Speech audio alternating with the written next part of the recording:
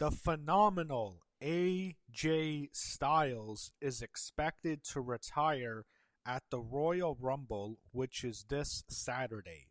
His career is on the line in a match against Gunther, the same man who retired both Goldberg and John Cena last year. AJ has had a career spanning over 25 years.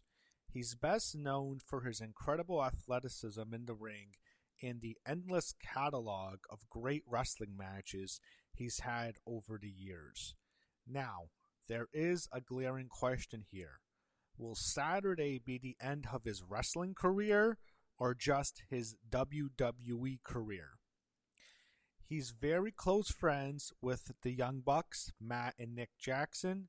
He's also best friends with Christopher Daniels, who just so happens to be the head of talent relations for AEW. There's clearly a possibility that he might wrestle past this Saturday, just not in the WWE. But on this channel, I really only cover WWE, and I'm going to assume that he will retire after losing to Gunther at the Royal Rumble. Now, going to his career, I first became aware of AJ Styles when he was in TNA.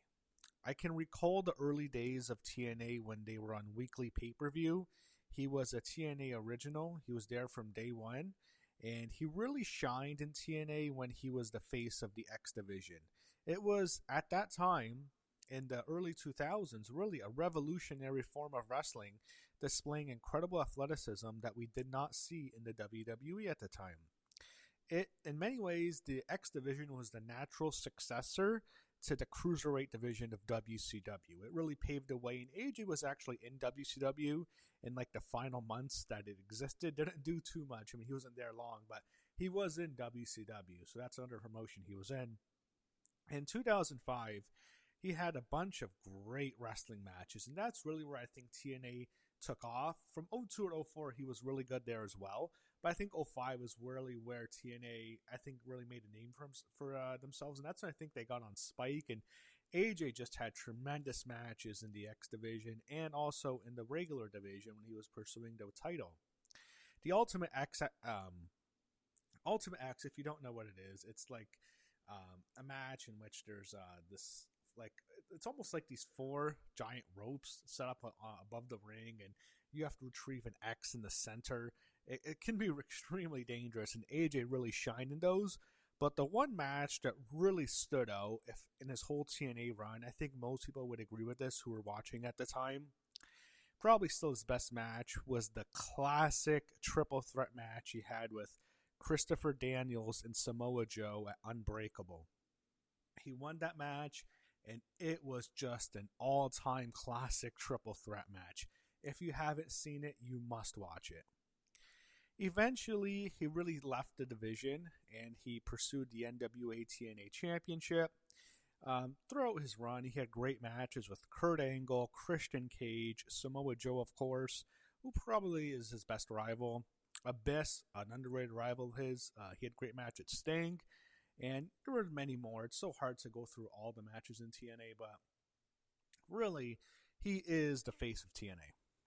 In the history of TNA, who is the greatest TNA wrestler of all time? It's AJ Styles. I really don't think it's much of a debate. He was the heart and soul of the company. All the fans loved him. They saw him as everything that, when they associated one wrestler with TNA, if they had to, it would be AJ Styles for, I think, 95% of the TNA fans who were watching. He was the heart and soul of the company.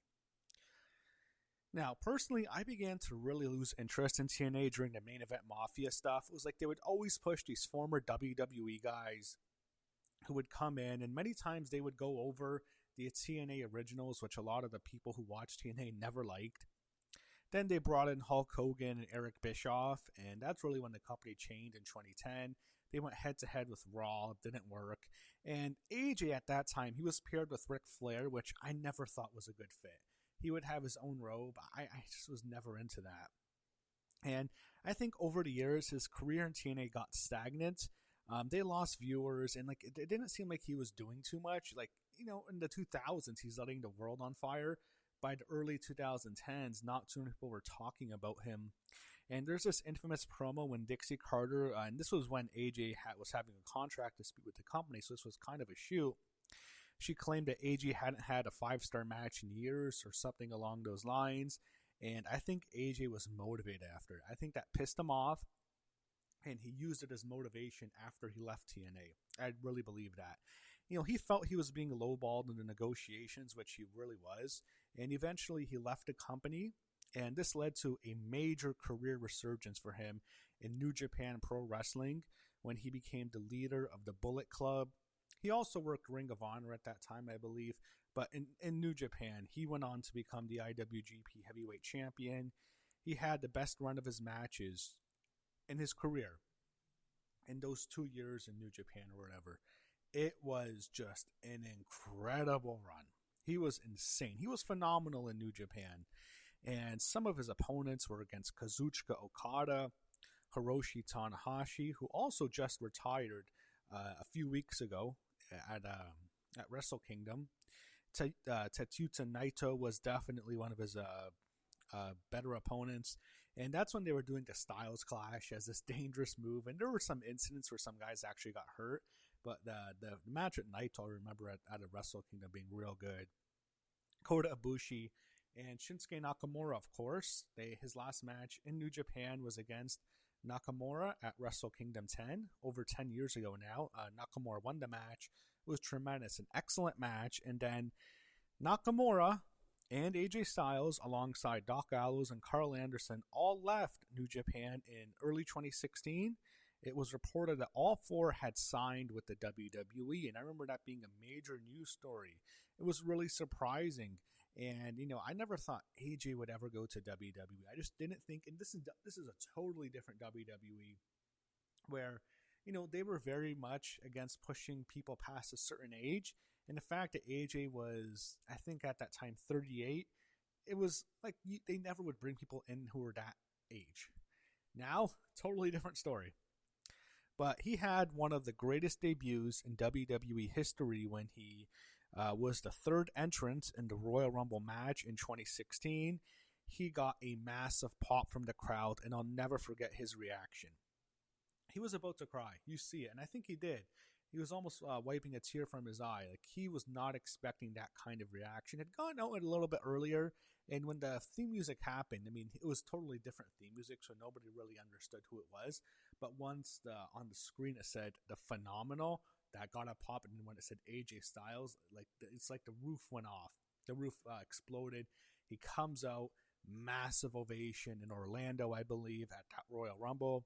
It was an incredible moment, and it was awesome. It was not something you really expect to see, and it was almost surreal seeing it. And there used to be so much of this ageism in WWE. Like, they thought AJ Styles was too old because he was 38 at that time. In WWE, it's almost considered young today with the main event scene if you look at the ages. And his first year in WWE was one of the greatest ever. It's easily, I think, in the top 4. The only guys who I can think of that are maybe above, or like he's right there with them, are Ric Flair, his first year. Then, of course, he left. But, Flair's year, Kurt Angle, and Brock Lesnar. Those three alongside AJ Styles. It was just an incredible year. It was particularly highlighted by his feud with John Cena, who had a series of classic matches, most notably at SummerSlam in 2016 in a match that AJ Styles won. Then in the Royal Rumble, they had a match in 2017 in which AJ lost, and that was for the title. Both those matches were just tremendous. And the SummerSlam match was great, but the Rumble match kind of stood out to me more because I don't think they even left the ring. I think they almost made it a point. And just two great matches, and I'm glad they got to run it back last year. So AJ won the title from Dean Ambrose at Backlash in 2016, and then on SmackDown, that's really when he began to assert himself, and he was known as the face of SmackDown, the face that runs the place. And SmackDown was the house that AJ Styles built. SmackDown was blue hot in 2016. I usually say red hot. It was blue hot. It was the blue brand. It was kicking Raw's ass, and AJ was the star of the show. He was the world champion. He was got more screen time really than almost anybody. And SmackDown, it kicked ass at this time. Then after he loses the belt to John Cena early 2017, he went on to have a match with Shane McMahon at WrestleMania 33, which turned out to be his best WrestleMania match. And I'm counting matches, not necessarily cinematic matches, more on that. But look, you look at his WrestleMania catalog, the guys he's wrestled. Chris Jericho at WrestleMania 32. Then I mentioned the match with Shane the next year. Nakamura at WrestleMania 34. The match with Randy Orton at 35. Then the Undertaker match, the Boneyard match at 36. We'll get more. I'll talk more about that later. He had that tag match that wasn't much at 37. Then the match with Edge at 38, which was a little bit disappointing to be honest. I believe he was out for 39. He missed it. Then he had the match at LA Knight at WrestleMania 40. And then last year, the match with Logan Paul at 41. The best match of all those names, who, I mean, probably the worst wrestler easily, was his best match. It was against Shane McMahon at WrestleMania 33. It was a great match. No one had any expectations for it going in, and I thought they stole the show. They opened the show, and no match that went after was better than that. And I thought it was easily the best match by a long shot. By a large margin, actually. Nothing really was close. And that's saying something of how good he was, or how good he really is still. That match delivered so much. Just some other matches that stick out during this run of his in the first few years in WWE. I love the match with Brock Lesnar at Survivor Series in 2017. And then the match with Finn Balor at TLC, I think that was a month or two earlier. That was also great. And in my opinion, he was the wrestler of the year for WWE in both 2016 and 2017. That was really his best run with the company. He was incredible. He was phenomenal. That's the right word in both those years. Just having great matches left and right. With practically the entire roster, he kept tearing the host down. So in 2018, there was what I still call that extremely disappointing feud and the very disappointing match. An extremely disappointing match he had against Shinsuke Nakamura at WrestleMania 34. I had so much expectations for that match. When Nakamura won the Rumble and he called out AJ, I got so excited. Everyone was talking about that match since Nakamura went to the main roster in 2017. Everyone wanted to see AJ Styles against Shinsuke Nakamura WrestleMania 34. I was so pumped, and it was a massive disappointment. But that's really most of what he did in 2018, and he lost the belt, I believe, to Daniel Bryan later that year. In 2019, he had the match with Randy, then he feuded with Seth. Then he turned heel, and that's when he aligned himself with Luke Gallows and Carl Anderson, officially forming the OC. Then in 2020, he had that great feud with The Undertaker. In my opinion, of his whole career, he did his best promo work during this period by really ripping into The Undertaker on the mic, called him by his real name, saying he's an old, broken down man.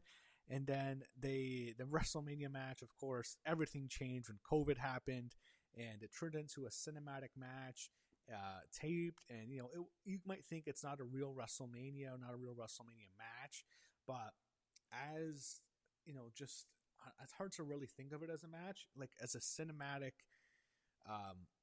event, as a cinematic product.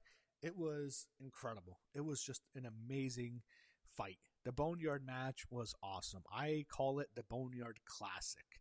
And I am so happy AJ gave that to The Undertaker. He had that brawl with him, that incredible fight. And because it allowed Undertaker to finally retire, Taker had a lot of bad matches near the end, but he finally got that one classic, that one final great match, or really a fight, whatever you want to call it. He finally got that and allowed him to retire, and AJ definitely deserves a lot of credit for that. And that Boneyard match is something else, man. You should definitely watch it. If you haven't seen it in a while, it really still holds up. Since that feud, I feel like AJ was kind of pushed down the card. He got older, and he was still really good in the ring, but I don't think he was at the same level when he first came into WWE. I really wish he did more with them the last 6 years, to be honest. There was the alliance with Omos in 2021 when they were the tag team champions. He had the feud with the Judgment Day in 2022. Feud with all year with the Judgment Day that year. In 2023, I think he was hurt for most of the year. I remember him just not being on TV much. He had the ankle injury. He didn't do too much that year. In 2024, there was the feud with Cody. Of course, he faked his retirement. And last year in 2025, he feuds with Logan Paul, loses to him at WrestleMania. Then he had that brief feud with Karrion Kross. And then for the rest of the year, he's been feuding with Dominic Mysterio. But obviously, his most memorable match last year was against John Cena during his retirement tour at Crown Jewel in Australia. Absolutely love that match. Just a classic. Can't say enough good things. And of course, John Cena actually arranged for AJ to be introduced. They talked about his TNA career. And, John Cena, I'm sure, knew that this was going to be it for AJ very soon after his own retirement. And it was a special surprise and a gift to AJ, showing his respect for him. And they just had a tremendous match. Great final match against each other. Then after Gunther defeats John Cena in his final match, and Gunther's extremely disrespectful to Cena, AJ stands up to him. Then he loses to Gunther on Raw. He wants a rematch. Gunther accepts, but AJ has to put his career on the line, which he agreed to, and that's where we are. This Saturday at the Royal Rumble, AJ puts his career on the line against Gunther in a match that I fully expect him to lose. Unfortunately, Shinsuke Nakamura revealed to us that AJ actually told him he was going to retire at the Royal Rumble in a now deleted Instagram post. I think almost now an infamous Instagram post. AJ really never wanted a retirement tour, and based on how WWE booked John Cena's, I really don't blame him. He probably didn't want it to get out that he's done, and there's a rumor actually out there that his contract is up in February, so we'll see what he does. I think we're going to know pretty soon, because there's no, it's not like he's just leaving the company out of nowhere. We know he's done now. And if it's true, he might, we'll see what he wants to do after it. Maybe he's done, and, if it is, he's done wrestling. Hell of a career. That's all you can say. And I think it makes perfect sense for him to retire at the Royal Rumble, because he made his WWE debut 10 years ago at that event. It all comes full circle. 10 years later, he retires at the same event he debuted in for that company. It's a full circle moment. It really is. AJ Styles is truly phenomenal.